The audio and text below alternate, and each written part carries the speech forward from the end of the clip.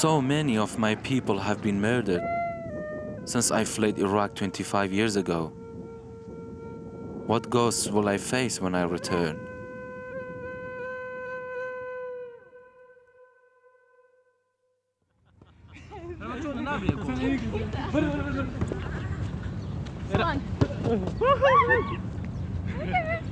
For 16 years, my family and I were refugees in Pakistan and Iran. After years of suffering, we came here to this beautiful place. But still, I am haunted by my past. I'm Sirwan Namo. I'm 30 years old. I'm Kurdish, and I was born in the city of Kirkuk in northern Iraq. Now I'm a Kiwi, and I'm from New Zealand.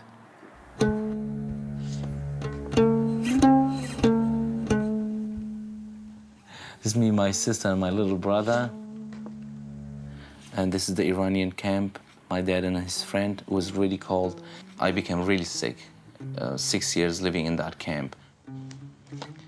There was not enough clothes to wear. You know, I remember my hands were shaking out of coldness, and it was like, you know, blue when I used to come home. I was only a kid, you know. I was just a kid. Until now, it affects me as a form of nightmares. I dream of those camps that I was in, especially the one in Iran. As a refugee, especially when you're a kid, your life is very, very vulnerable. The experience was not good at all. So I sometimes don't even want to think about it. I'm sorry.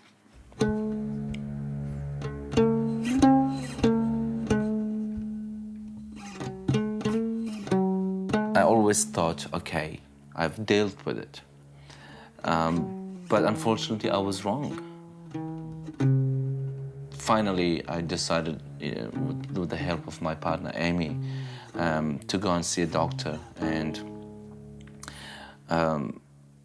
I was, by the doctor, I was diagnosed for depression.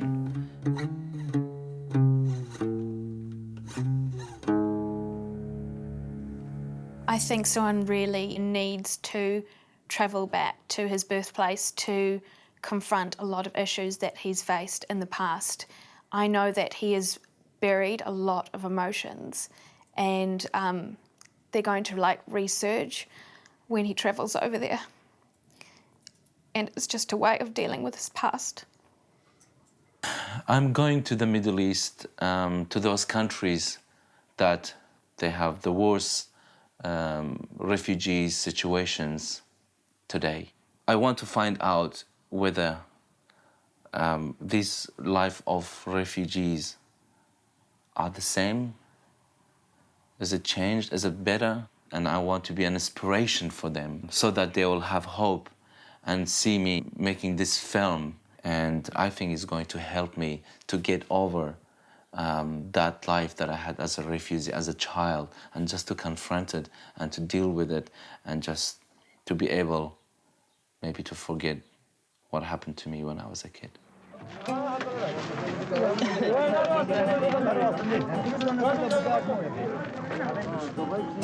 Saddam Hussein's persecution of the Kurds was at its height in the 1980s. At the same time, he was also in the middle of a bloody war with Iran. A fast way to get rid of a Kurd was to send him to the front line. And my father had been called up to fight. ئیتر وەزعەکە زۆر ناخۆش و ئاڵۆز بوو. بیرم لەوا کردەوە کە من بکوژرێم لە پێناوی چییە؟ لە پێناوی ڕژێمی بەعسە؟ لە پێناوی سەدام حوسێنە؟ زۆر جا شانس منی ئەگەڕاندەوە کە نە ئەکوژرام، یعنی چەندین جار گول لە تۆپ هاتووە لە تەنیشتم داوێتی عەرزادە. یعنی لە نزیک خۆمەوە بڵێن لە 3-4 مەترەوە ئیتر فریای خۆم کەوتووە کە خۆم دەمە عەرزا ئەوانە و پارچە تۆپەکان بەسەرما گڤەیان کردووە. درۆ بوو لە مانگی هەشتی ساڵی 1982 ئێمە ڕوومان کردە وڵاتی ئێران لەوێ نیشتەجێ بووین وەکو پەنابەرێ. گانەوەی سیروانی مانایشی زۆر گەورە ئەبەخشێت. هم بە سیروان و هەم بە من و هەم بە کەسوکارم کە لە کوردستان بە تایبەتی دایکم. Just... And here we go. This is Nana. This is my Nana, my favorite Nana. A few years back, she had a stroke, and she called us, and I made her promise to go back to see her before she dies. But it wasn't clear for me when and how I'm gonna be able to do that. But now, by doing this project, finally, I'm able to fulfill that promise. I've been getting more and more anxious as the days have been going past, and the time for his departure is getting closer, and to the point where I've been waking up early in the morning and feeling really just sick and anxious. And I've said to him, is this documentary really worth your life? Cheers, mate. Cheers.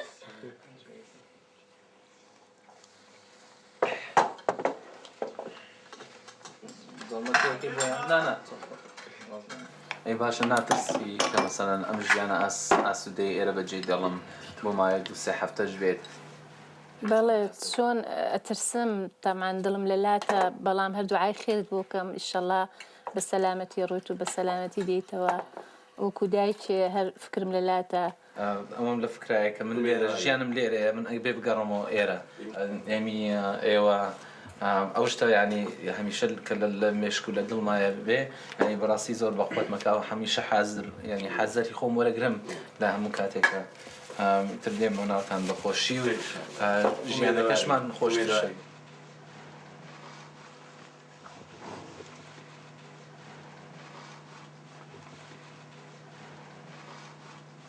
زۆر ویستمان خۆمان ڕاگرین نەگرین بەڵام ناتوانی.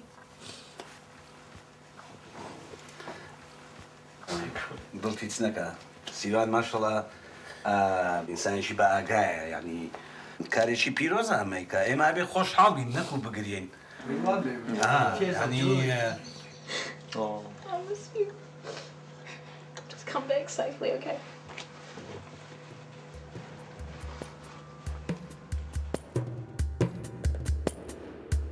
My journey around the Middle East will take me to several of the most unstable countries in the world. My eventual destination will be the Kurdish-controlled area of northern Iraq. On the way, I will visit Lebanon to witness the situation for the hundreds of thousands of Palestinian refugees that have been there for 60 years. But my first stop is Syria and its ancient capital, Damascus, the principal destination for Iraqi refugees fleeing the fighting in their homeland.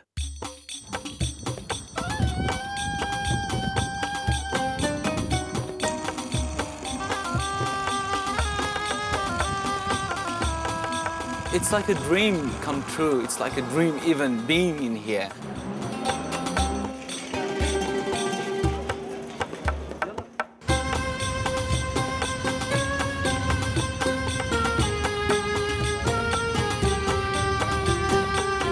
In the 3 years since the collapse of Saddam Hussein's regime, more than 2 million have fled Iraq.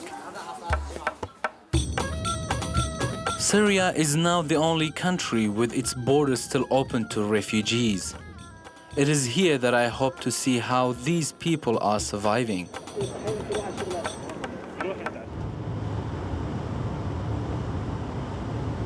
We are heading towards the UNHCR office this morning, and just to see the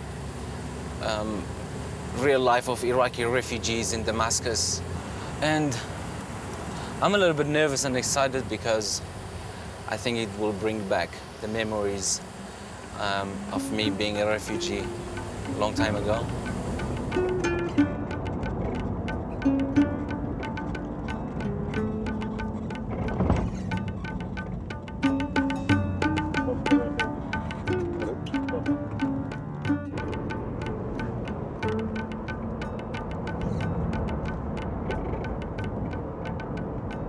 We have seen unprecedented numbers fleeing from Iraq into Jordan, into Syria, and actually just fleeing their homes and now displaced in Iraq. We think we've got 1.4 million here in Syria, another 750,000 in Jordan, and 2 million displaced in Iraq.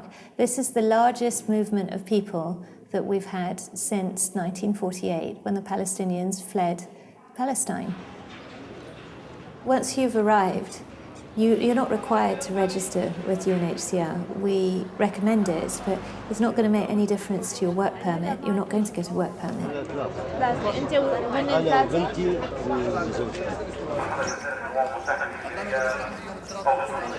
It's quite ironic just getting here and look at these people, you know, waiting in the queue.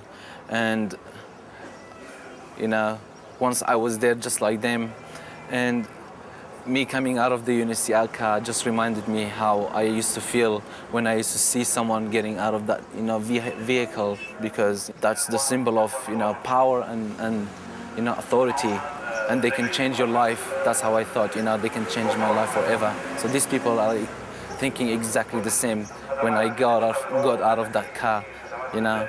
I'm sure, you know, maybe not all of them, but only maybe one of them, they think that I can do something good for them, you know, sponsor them, or finding them different way for them to be resettled or have a better life. Now, for many refugees, their big hope is that they'll get resettled to a third country one day, but the fact is that for the majority, that is not going to happen. I think you can really say that your chances of being born in Kurdistan and ending your days in New Zealand, you had a greater chance of winning the lottery. It's just a very rare chance.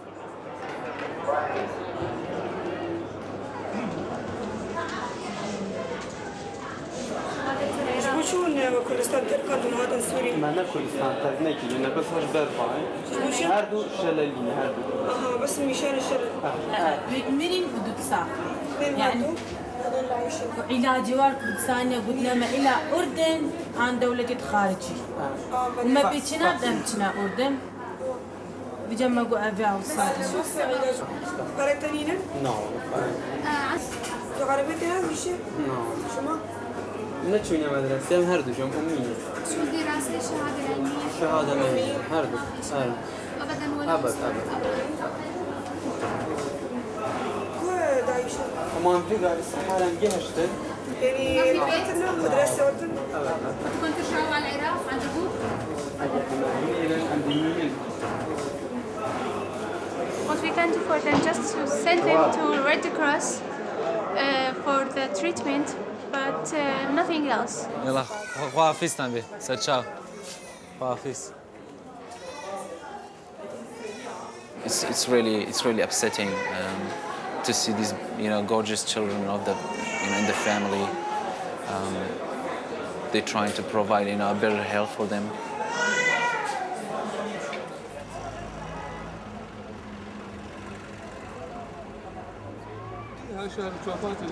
صار 5 أيام. صار 7 أيام. He said this program will be showed on TV in Iraq. No. لا مو بالعراق. القنوات الفضائية تطلع ولا ما يطلع بالعراق. مو على الأقمار اللي تطلع بالعراق هذا ما ينبث عليها. باليابان ونيوزيلندا وأمريكا اللي هاي كلها ما يسحبوها. يعني فهموا أنه إحنا عندنا أهل هناك. He said our family is there in Iraq and if they show our pictures they will kill them. يعني They threatened me and threw a paper in my house